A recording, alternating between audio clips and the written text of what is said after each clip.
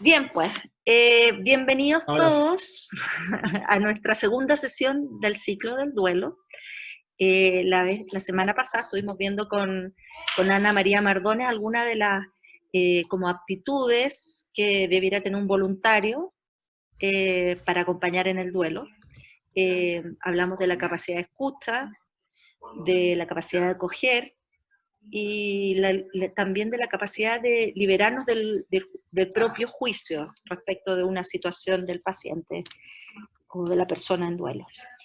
Eh, no sé si vieron el video del padre Basil, ahí él habla de que esta es una instancia eh, interreligiosa, no se trata de hacer proselitismo religioso, eh, y, y también recordando un poco lo que decía Ana María, tampoco hay que hacer estas defensas corporativas de Dios, no es el momento, ¿no? En fin, bueno, el tema de hoy vamos a profundizar en el duelo, pero con una visión para poder acercarnos a esa persona que no cree en Dios, ¿ya? La sesión de hoy la va a hacer el padre Basil, no lo presento porque ya todos ustedes lo conocen, y le doy la palabra. bien, pues, gracias por la presentación y bueno, como hemos hecho en otras oportunidades, como esta es una instancia de la iglesia, ¿no es cierto? Estamos movidos por la fe para acercarnos a ayudar a nuestros hermanos que sufren, ya sea preparándose para la muerte o ya viviendo la muerte de un ser querido. Vamos a comenzar este encuentro con una breve oración. Entonces le invito a ponernos en su presencia, en nombre del Padre, del Hijo y del Espíritu Santo. Amén. Esta oración se llama Bienaventurado quien llora. Señor, la paz que tú nos das en este mundo está llena de afanes, de tribulaciones y persecuciones. Pero después tú nos conduces a una quieta y tranquila paz. Más aún, en medio de los mismos afanes, nos das tu paz, porque el Espíritu nos da testimonio de que somos hijos tuyos. Esto quiere decir, bienaventurados los que lloran, porque serán consolados. No solo nos consolará en el presente, en lo que nos ocurre día a día, sino que Él nos permite que el mismo llanto sea nuestra consolación y la misma guerra sea paz. Quien te ama, oh Señor, en el más ardiente fuego de las tribulaciones, encuentra el viento fresco y el rocío de las celestes consolaciones. Amén. En este espíritu queremos nosotros acompañar a nuestros hermanos. Queremos ser justamente este rocío, este viento de paz en medio de tantas tribulaciones, tantas dificultades que a veces aparecen, ¿no? Y el tema de hoy tiene que ver, como decía Bernardita, de reflexionar un poquito un tema que ya vimos en el curso sobre duelo que se hizo en julio. Ahí abordé el tema de cómo acompañar el duelo a unas personas no creyentes. ¿Y por qué nos surgió esta necesidad o esta inspiración de abordar este tema? Porque si nosotros vamos a un hospital en realidad es como una micro muestra de nuestra sociedad. Y en nuestra sociedad actualmente no somos todos católicos o en un porcentaje tan alto como hace unos 20 o 30 años atrás. Hay muchos hermanos que o son protestantes o evangélicos, o lo que está aumentando mucho en el último tiempo es tanto el ateísmo como el agnosticismo. Entonces, el hospital se está volviendo actualmente una tierra de misión, porque uno sabe con quién te vas a encontrar. Entonces, en este sentido, como ya aumenta las probabilidades de encontrarnos con hermanos y hermanas eh, que no comparten nuestra fe, tenemos que saber qué palabra podemos decir nosotros como voluntarios católicos a esta realidad. Bien.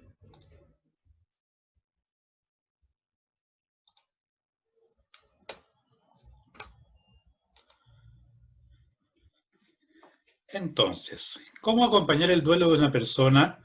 Le pusimos aquí este título un poquito dramático de cuando no está Dios, ¿no? Pero nos hacemos referencia a personas que, para quienes Dios no es una figura relevante o referente, ya sea porque no creen en Él, porque dudan de su existencia, o también cuando no está el Dios de los cristianos, cuando no está el Dios en el que creemos nosotros, porque podemos encontrarnos también con realidades de personas de otras religiones o de otras comunidades eclesiales cristianas.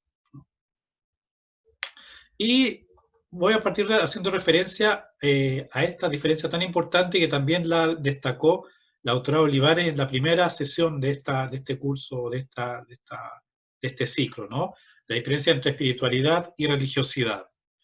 Y tanto de una como de otra hay un montón de definiciones, pero aquí les recuerdo un poquito la que nos comunicó la doctora Olivares respecto de la doctora Puchalski, de qué es la espiritualidad para la medicina. O sea, nosotros pensamos en espiritualidad, pensamos inmediatamente en el campo de la religión, de la teología, pero no, como es un aspecto humano muy intenso y la medicina una ciencia humana dentro de toda la científica que es, también los médicos se han hecho la pregunta de qué es la espiritualidad para la medicina. Y Puchalski y otros colegas han llegado a esta definición que nos describía también la doctora Olivares. El aspecto humano que se refiere a las formas en las que se expresan sentido y propósito, y el modo en que se expresan su conexión a mismos o a los otros, a ellos mismos, perdón, a los otros, a la naturaleza y a lo significativo o sagrado. ¿No es cierto? Y yo en la primera oportunidad hacía referencia a otra definición un poquito más breve del padre Silvio Marinelli, religioso camiliano, que también da esta idea general de qué es la espiritualidad, un conjunto de valores, filosofías de vida, sentido de trascendencia, motivaciones o creencias religiosas de las personas, ¿no? Entonces, este es el ámbito de la espiritualidad. Y dentro del ámbito de la espiritualidad encontramos la religión, ¿no? Que ya es como una concretización, por así decirlo, de la espiritualidad, porque hace referencia a un conjunto de experiencias, significados, convicciones, creencias y expresiones de un grupo, a través de las cuales sus participantes responden a sus dialécticas, o sea, a sus diálogos de autotrascendencia y relación con la divinidad. Esta es una definición redactada por un teólogo que es Bernard Lonergan, ¿cierto? Si ustedes se fijan, la religión es como una concretización de la espiritualidad. La espiritualidad es como, si lo viéramos de una forma muy, muy somera, es como una forma teórica de ver la relación del hombre con lo trascendente, ¿no es cierto?, con las realidades que van más allá de lo que puede ver y tocar. Y la religión es una forma más concreta en la cual expresa su espiritualidad. Y generalmente toda religión tiene tres ámbitos. Tiene una moral, tiene una doctrina, es decir, una enseñanza, y tiene también una ritualidad, una liturgia, una forma de expresar esta espiritualidad o esta religiosidad. Y hago nuevamente referencia a la doctora Olivares con esta diapositiva que es muy buena en realidad, de cómo se puede ver la relación entre la espiritualidad y la religiosidad. ¿No? Generalmente los que somos más religiosos tendemos a ver que es casi lo mismo, espiritualidad y religiosidad, porque no, todo lo que nosotros pensamos, vivimos, hacemos, lo hacemos desde la espiritualidad y expresado también en la religión. Pero como explicó la doctora Olivares en su charla, también o en su exposición, el mundo actual puede ver la espiritualidad y la religiosidad de forma muy distinta. Y por ejemplo, ¿cuántas veces nos hemos encontrado o nos encontraremos en el hospital con personas que, por ejemplo, creen en Dios pero no creen en la iglesia? Aquí hay como una diferencia, ¿no es cierto?, entre la espiritualidad y la religión. Ven a la iglesia, por ejemplo, como algo que hace referencia a una institución, algo que no se condice necesariamente con una espiritualidad. La espiritualidad estaría aquí en el creer en Dios, ¿no es cierto?, en lo que decíamos en la definición anterior, conjunto de valores, filosofía de vida, modo de comunicarse con lo trascendente. Cuando yo digo creo en Dios, estoy manifestando, yo creo en un ser superior, por ejemplo. Pero una persona puede decir creo en Dios, pero no creo que este Dios esté presente o necesite de una iglesia, como nos puede decir algún paciente en el hospital o en el hogar de ancianos o en el lugar donde hacemos nuestro voluntariado. Ahí hay un ejemplo de esta separación que muchas veces se hace en la sociedad actual entre religión y espiritualidad. para muchos de nosotros los católicos, por ejemplo, no podemos concebir una espiritualidad fuera de una realidad comunitaria, y para nosotros esta realidad comunitaria donde se vive la espiritualidad cristiana es en la iglesia. Entonces, por ejemplo, nosotros no podemos en ese sentido separar, por ejemplo, iglesia de relación con Dios. O sea, un católico, y por eso también ya podemos empezar a aventurar cosas cuando escuchamos que un católico se confiesa a sí mismo muy católico, pero a su vez uno le pregunta, ¿y cuándo fue la última vez que fue a la iglesia? No, no voy a la iglesia porque no creo y no confío en los curas. Ahí hay un choque. O sea, si uno se confiesa católico, generalmente los católicos tienen una buena relación con sus ministros, digamos, por más que los ministros tengan sus falencias, sus dificultades. O sea, esto es como un ejemplo para decir cómo nosotros a veces podemos encontrar, y vamos a encontrar en el medio hospitalario, este tipo de divisiones o decisiones, ¿no es cierto? Así como también personas que se relacionan o relacionan la espiritualidad con la religiosidad en algunos campos, pero en otros no. Por ejemplo, hay personas que nos vamos a encontrar que dicen que la iglesia está bien que regule, por ejemplo, que ore por las necesidades de la gente, que ayude a los pobres, pero que no se meta con la moral sexual de la gente, que deje que la gente haga lo que quiera en los cuatro paredes de su habitación. Como que la religión o la espiritualidad se tienen que meter en algunos fragmentos de la vida, pero no en todo. Entonces también vamos a encontrar pensamientos así. Entonces, esto para ir viendo, ¿no es cierto?, cómo estos circulitos que puso en relación la doctora Olivares en su presentación, los vamos a encontrar frecuentemente en los hospitales, ¿no es cierto?, en los sitios donde nosotros ejerzamos nuestro voluntariado. Y la otra cosa interesante, y que se ha desarrollado mucho en la segunda mitad del siglo XX, es que se ha generado la necesidad de dedicarse, especialmente desde el punto de vista de las áreas de la salud, de las profesiones de la salud, dedicar cierto esfuerzo a darse cuenta o preguntarse por lo menos por la importancia de la espiritualidad en los pacientes que atendemos, especialmente en estos momentos en que ha aumentado mucho la incidencia de patologías crónicas o de patologías terminales en nuestra población. O sea, preguntarnos cómo relacionarnos mejor con este paciente que vamos a empezar a ver mucho más frecuentemente. Porque en realidad si estoy atendiendo a un paciente o una persona por una amigdalitis o por una apendicitis, en realidad, como son problemas agudos que así como vienen rápido, si son diagnosticados a tiempo, son tratados rápido y después vuelven a la vida habitual, raramente uno se pregunta en estos casos agudos por la espiritualidad o por la relación, cómo se lleva esta persona con su familia, cómo le va en su trabajo, etcétera. Uno no se hace estas preguntas. Se las hace más cuando va a compartir con una persona o que tiene una patología crónica o que está residiendo por largo tiempo en un hogar de ancianos o que uno va visitando cada cierto tiempo, ¿no? Por ejemplo, también la señorita Mardones en la sesión anterior hablaba de que muchas veces la visita de la gente pastoral es una visita que va a ser única. Y eso también, quizás lo que ustedes hacen voluntariado aquí, también ha tenido muchas experiencias. Una persona que también conocieron en una visita y se llevaron súper bien, conectaron súper bien, y al otro día que ustedes van a visitar el hospital, preguntan por él, no, si se fue de alta. Y esa persona ya no lo ha visto nunca más. También puede ocurrir en estos casos respecto del diagnóstico espiritual. A veces una persona que acabamos de conocer no nos hacemos estas preguntas sobre un aspecto tan profundo del ser humano.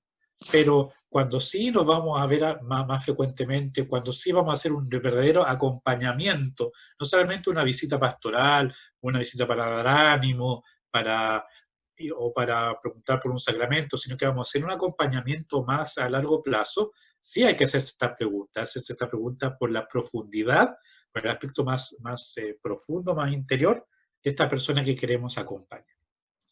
Por ejemplo, Pruisen, este autor, ¿en qué nos invita a que nos fijemos cuando queramos hacer un diagnóstico espiritual, por así decirlo, de una persona?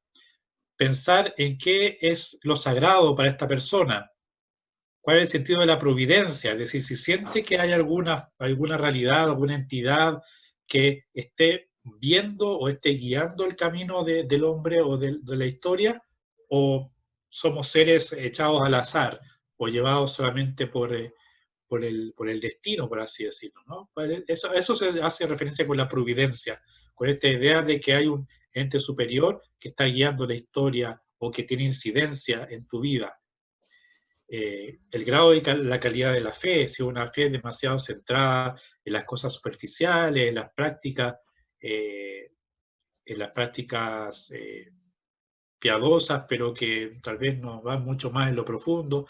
Ahí poco a poco uno va usando el ojo para ver qué tipo de fe tiene esta persona, qué experiencia tiene de la gracia, qué concepto tiene del pecado, qué capacidad de arrepentimiento y reconciliación tiene, si se siente perteneciente a alguna comunidad o no, si está viviendo su fe solo, como también vamos a encontrar muchas veces en la comunidad, ¿no es cierto? Gente que nos dice, no, yo me relaciono directo con Dios. Eso, pan de cada día, por lo menos en los hospitales que Padre Pito y yo visitamos, principalmente el hospital parroquial. Muchos de estas personas, no, sí, yo no necesito mediadores. O estas personas generalmente o son protestantes o son los famosos católicos a su manera, ¿no? Que ya hemos comentado qué relación tienen a veces con el hecho de pertenecer a una comunidad cristiana. Y también qué sentido dan a su vocación, si le dan a su vida un sentido vocacional, no en el sentido de ser religioso o ser laico, sino que si se siente llamado, si siente que su vida es un llamado a hacer algo y que ha respondido o no ha respondido a ese llamado. A eso nos hacemos referencia con vocación, el sentirse llamado. ¿A qué se siente llamado esta persona que estamos visitando y estamos acompañando? También veíamos en la sesión pasada que la Sociedad Española de Cuidados Paliativos también ha ahondado en las necesidades espirituales de las personas que están en esta etapa de terminalidad. Pero yo diría que estas necesidades espirituales no son solamente para las personas que se están acercando a la muerte. Yo creo que todos también compartimos en mayor o menor medida estas mismas necesidades espirituales que también podemos preguntar, también podemos indagar o explorar o detectar en la persona que estamos acompañando. Todos tenemos la necesidad de ser reconocidos como personas dignas, ¿no es cierto? Todos tenemos la oportunidad de releer la propia vida, ya sea que me estoy recuperando de una apendicitis, de una amputación de una pierna, o me estoy preparando para una cirugía mayor, ¿no es cierto? Muchas veces todos aprovechamos también la oportunidad de la enfermedad o de la cercanía de la muerte para buscar el perdón, para mejorar nuestra capacidad de amar, etcétera, cosas que ya vimos en la sesión anterior, ¿no? Entonces, hay que ver que las personas, todas las personas, por el hecho de ser humanas, son seres espirituales, ¿no? Decía un teólogo del siglo XX, no me equivoco, si no me equivoco, Estelar de Chardin, pero tendría que confirmarlo, que decía esta frase que es muy bonita: nosotros no somos seres humanos que tenemos experiencias espirituales, sino que somos seres espirituales que estamos viviendo una experiencia humana. Entonces, en ese sentido, todo ser humano, por el hecho de ser humano, ya es un ser espiritual. Que esa espiritualidad la exprese o la viva a través de una religión es una cosa un poquito diferente. En algunos casos es muy igual, como cuando coinciden los dos circulitos, ¿no es cierto? Pero en otro sentido también puede ser un poco más distinto. Nosotros como agentes pastorales, como voluntarios, tenemos que estar abiertos a la existencia de esta realidad y bueno, sin nunca perder nuestra identidad de católicos, en particular los que estamos en este grupo, saber acercarnos y dialogar con todas estas realidades nuevas que vemos frecuentemente en nuestro hospital.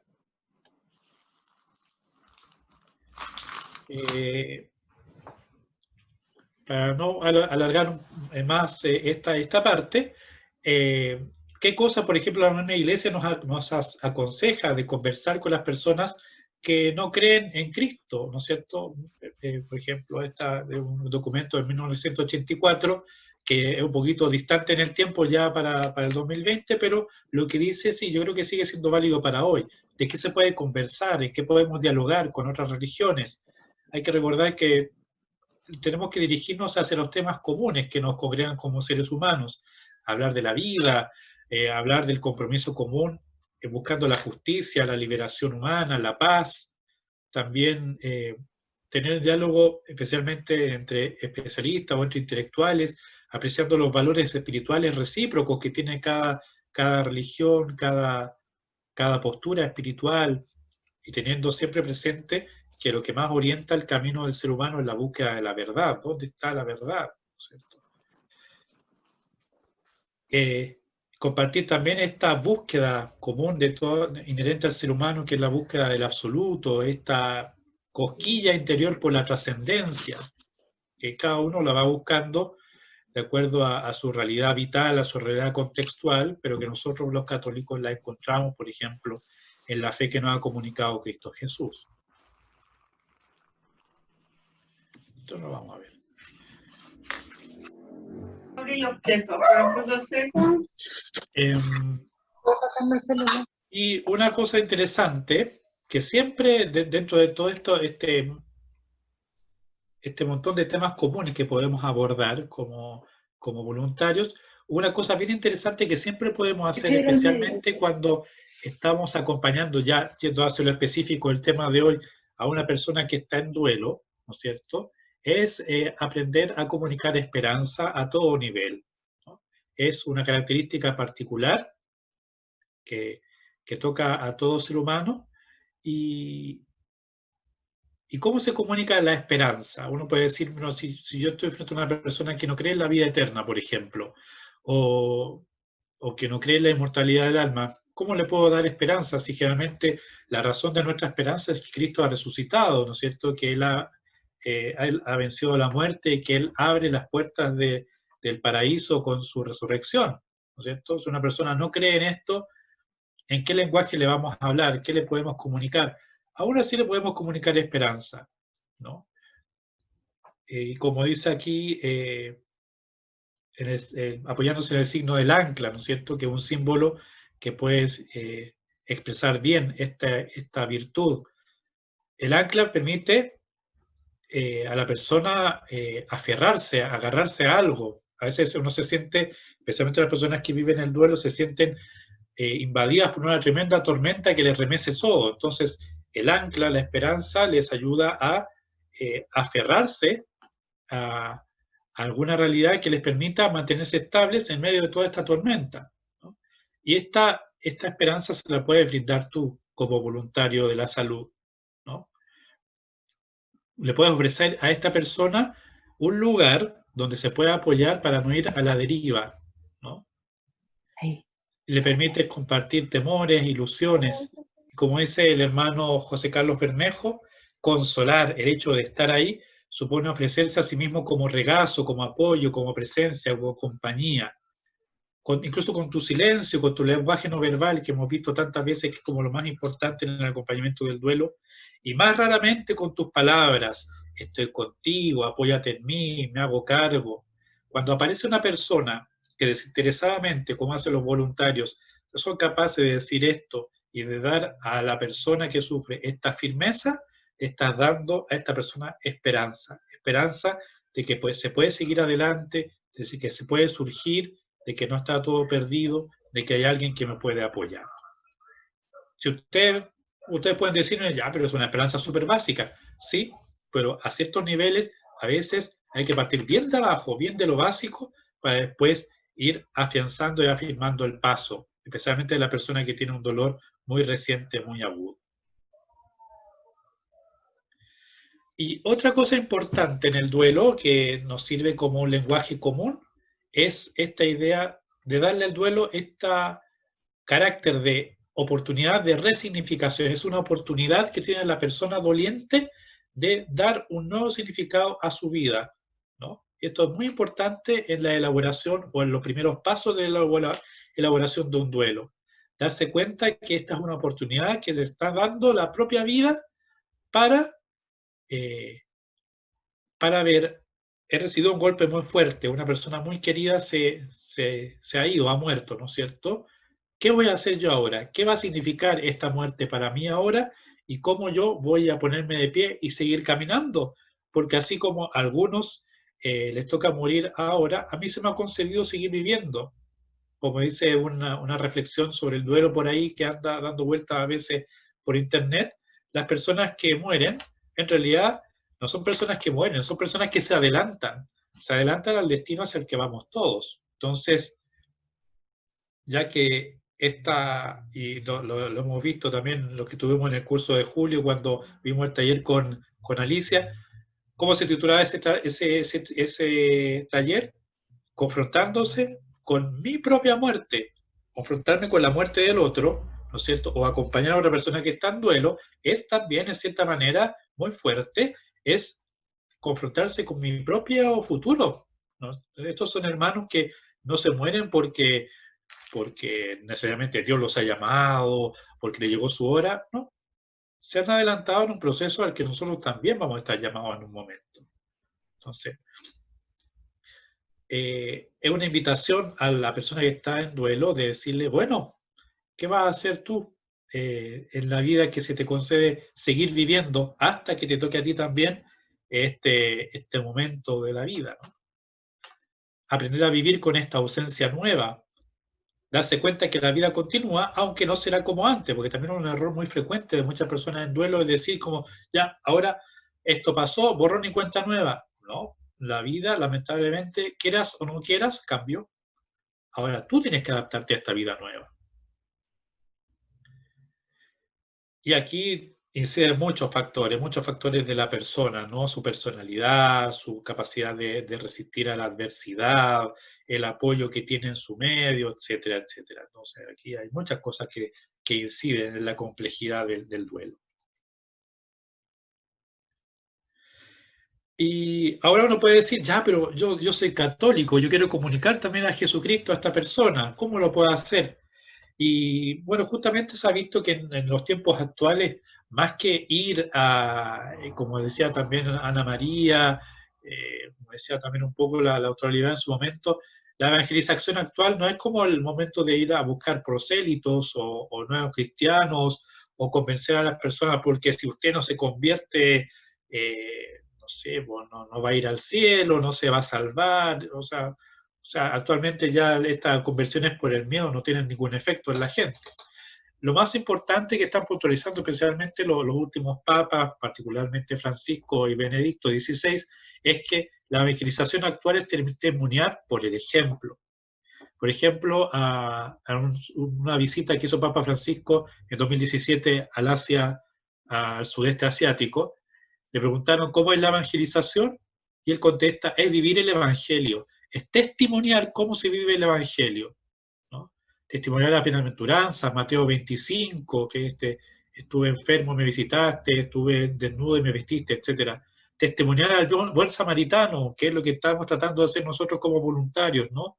Testimoniar el perdón 70-27, testimoniar el mandamiento del amor también, etc. Y aquí es donde nosotros le dejamos el trabajo al Espíritu Santo. Y dice el Papa, el Espíritu Santo trabaja y hay conversiones, pero no somos muy entusiastas de que las conversiones se hagan rápido. O sea, no estamos esperando conversiones de 1000, de 2000 personas de una sola vez, pero sí conversiones que sean mucho más estables, mucho más sólidas, mucho más consistentes. Después, otro ejemplo que da el Papa, un joven le preguntaba, ¿qué debo hacer? O le decía a un compañero de la universidad que es un buen amigo, pero que es ateo. ¿Y qué le respondió el Papa? Lo último que debes hacer es decirle algo. Vive tú el Evangelio. Ahí faltó una palabra.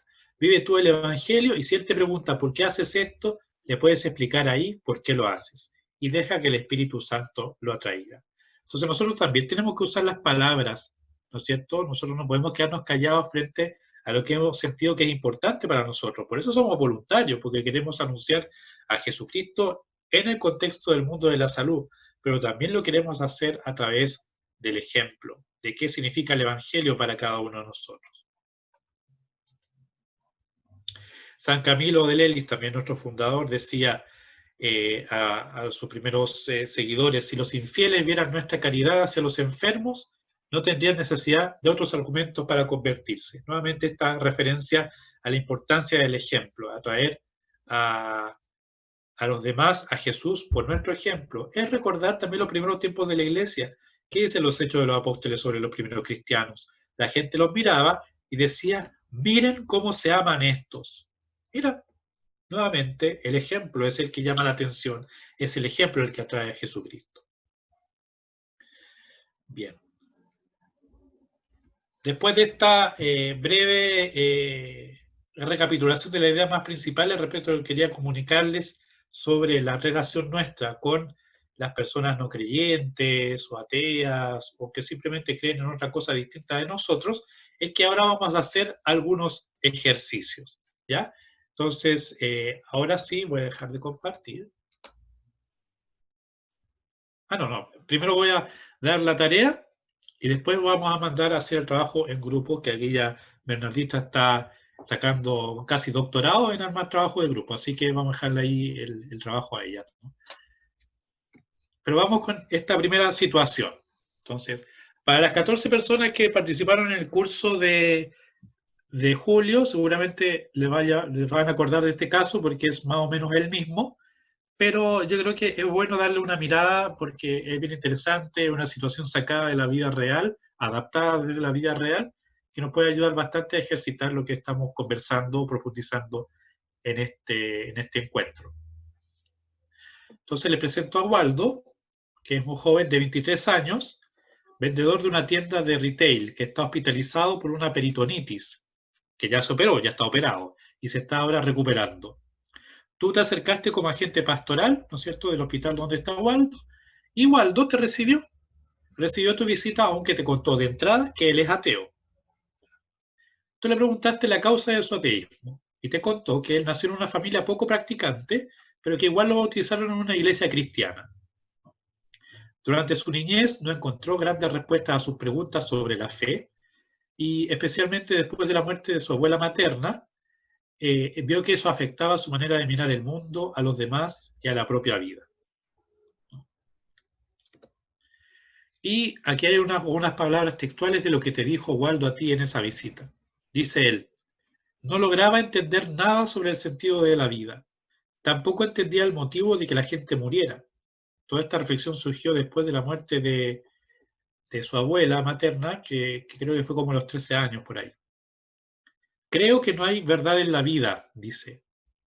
Y así la vida es bastante desagradable.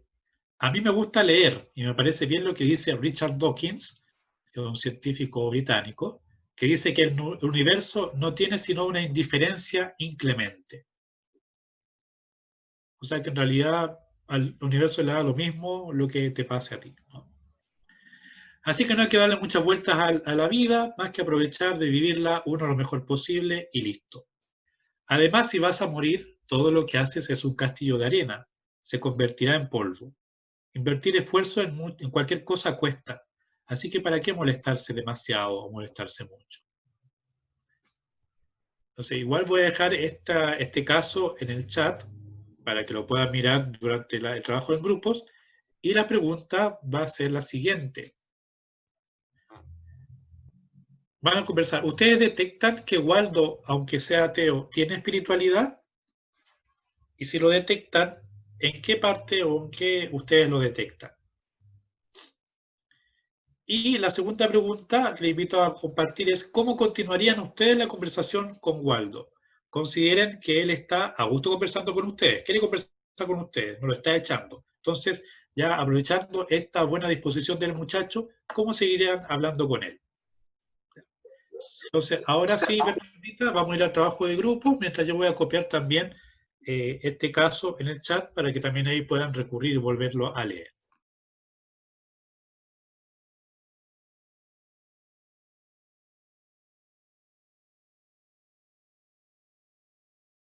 Quiero cerrar con algunas ideas principales a partir del caso de Waldo, ¿no? Primero agradecer su participación.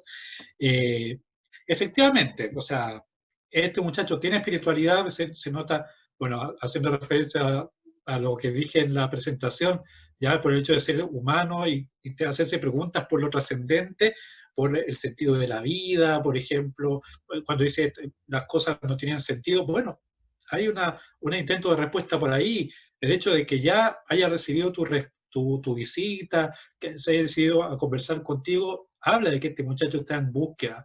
Y me gustó mucho lo que decía Javier, ¿no es cierto?, de que o sea, tal vez no tiene una espiritualidad con nombre, no podríamos decir este muchacho tiene una espiritualidad budista o cristiana o de lo que sea, pero tiene espiritualidad en el sentido de que está en este camino de buscar respuestas. Tal vez está buscando también, y viene saliendo también, si es que no está todavía en la etapa de la adolescencia, que es la etapa de la configuración de la identidad, del tratar de buscar el lugar en el mundo, y justamente en este camino de buscar el lugar en el mundo está también tratando de encontrar una filosofía de vida o un modo de pensar que también satisfaga estas preguntas que tiene, parece este muchacho desde chico, ¿no? Porque decía el caso que estaba metido en un sistema religioso no muy practicante, que no le ponía mucho esfuerzo en realidad, pero que no respondía a las preguntas que él se hacía sobre la vida y que se agudizaron con la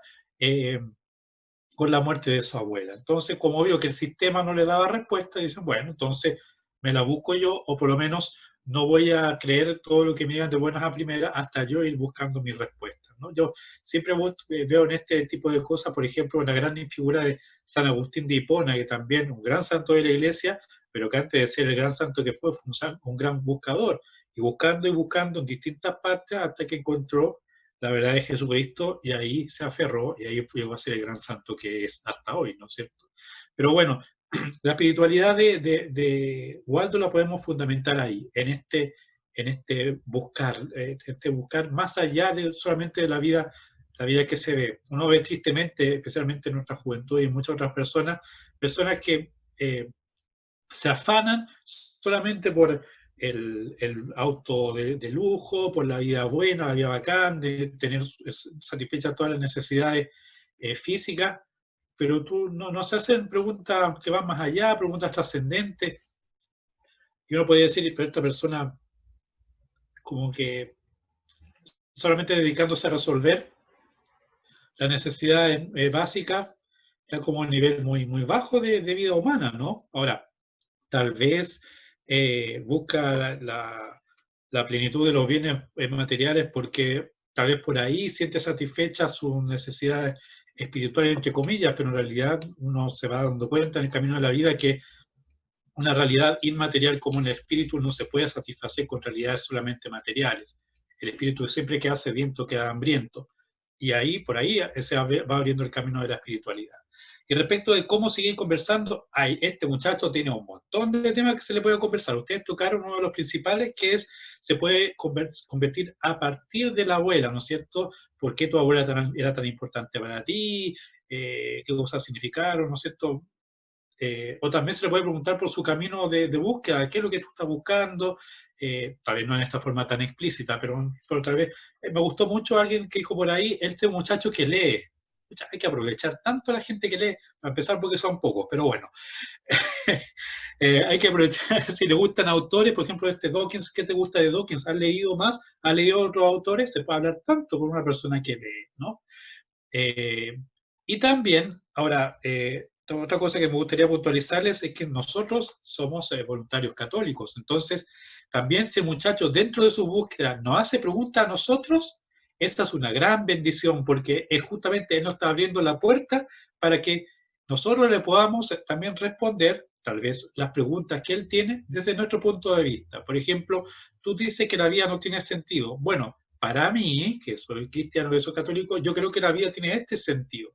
Nuevamente, no para tú convencerlo de que, mira, esta es la verdad, mira, esto es lo correcto, sino que él, dentro de su búsqueda, vea en ti una fuente también de respuesta. Entonces puede ser que lo que tú le digas le pueda hacer sentido, o incluso te pueda cuestionar a ti, o él pueda cuestionarse a sí mismo. Entonces, lo bueno de este tipo de diálogos es que, claro, uno puede, siempre trata de conocer al otro, pero cuando el otro encuentra el nivel de confianza suficiente como para contrapreguntar, bueno, ¿y usted qué opina? No sé, usted preguntara, ¿qué opina usted no sé, de la opinión de la iglesia respecto de tal cosa? Entonces ahí uno puede decir su opinión o desarrollar también por qué eso es importante para la persona, ¿no es cierto? Entonces, aprovechar estas oportunidades de diálogo para siempre desde el respeto, desde la empatía, todos esos valores que ustedes mencionaron, también poco a poco el Señor también se va abriendo paso, va haciendo presencia del Espíritu y de esa forma también puede permitir que esta persona sea anunciado Jesucristo de alguna forma, ¿no? Gracias, Padre Basi. Ahora le vamos a pedir al Padre Simone que haga la oración final. Padre Simone, ¿está por ahí? Sí, estoy. Gracias, Padre Basil, gracias Bernardita por esta clase. Siempre me recuerdo una vez que entré, y cuento esta anécdota de una vez que entré en una sala y había un ateo, que la primera cosa que me dijo es: soy ateo. Y yo llevaba el cuello de sacerdote y yo le dije: yo también. Y nos hicimos una gran risa. Y luego nuestra conversación duró como una hora y media. Y hablamos justo de Dawkins, de Darwin, porque a él le gustaba la ciencia.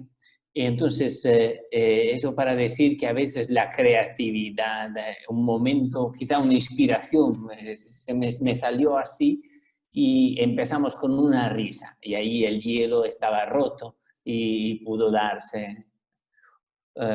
Otras veces cuando me pasa y quizá uno no quiere saber nada, me voy, pero puede que el día siguiente cuando vuelva la actitud sea diferente, quizá acababa de recibir una mala noticia o cosas así. Pero bien, eso para decir que la oración que vamos a hacer es las bendiciones del enfermo para quienes lo asisten. Me gusta mucho esta palabra bendecir. Muchos te saludan con bendiciones. Es como decir bien, decir bien. Al final, de uno que te visita, no se puede que decir bien como dijo bien este hombre, a pesar de su ateísmo, simplemente porque alguien lo había visitado. Entonces, benditos los que aprietan con calor mis manos. Benditos los que se interesan de mi sufrimiento. Benditos los que comprenden mi necesidad de cariño. Benditos los que recuerdan de mi soledad. Benditos los que saben consolar. Benditos los que sufren en cada continente de la tierra. Benditos los que sufren por causa del egoísmo de los hombres. Benditos los niños más pobres que sufren injustamente. Benditas las mamás que en el sufrimiento dan la vida al mundo. Benditos los misioneros que llevan lejos el fruto de mi sufrimiento. Amén. El Señor esté con ustedes. La bendición de Dios Todopoderoso, Padre, Hijo y Espíritu Santo, descienda sobre ustedes y les acompañe siempre. Amén. Gracias. Gracias, Padre. Gracias a todos. Gracias, Padre Simone, y gracias, Padre.